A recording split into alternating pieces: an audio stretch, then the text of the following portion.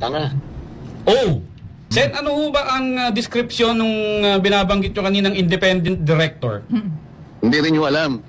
Well, may mga idea ho kami, pero mas maganda ho sa inyo nang galing yan.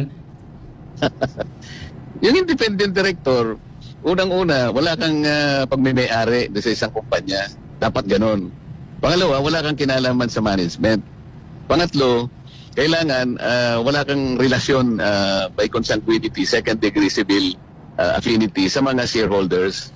Opo. Kaya dapat independent ka. Ang tungkulin mo lang kung sakaling may kakayahan kang mag-advise sa good governance, ma-protection ng mga minority shareholders. Ito kasi ang hinihingi ng Insurance Code of the Philippines.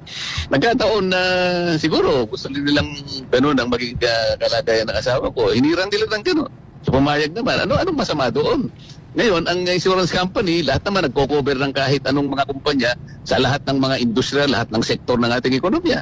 Pati sa transportation. Lahat. O bakit naman gagawa ng usap ang asawa ko para lang makakuha sila ng ipupukol sa akin?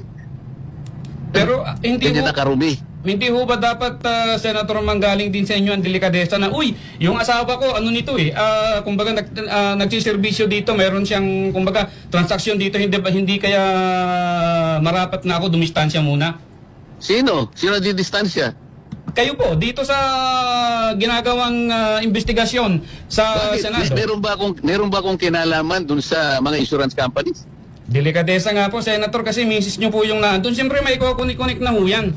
Kung ganyan kayong mag-conclude, independent nga. Kaya tinatanong ko nga sa inyo kanina kung naiintindihan niyo Kaya nga po nagtatanong din kami, delikadesa din ho yung binabanggit namin dito. Hindi Wala na ho ba pinag-usapan tayong ng ganun? delikadesa dahil wala akong connection doon. Ang asawa ko, independent. Yun nga po, asawa nyo yun eh.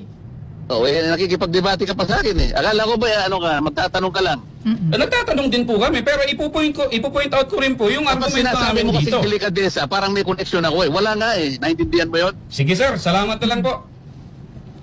Tanga. Oh, inabot ko pa yun, Sen.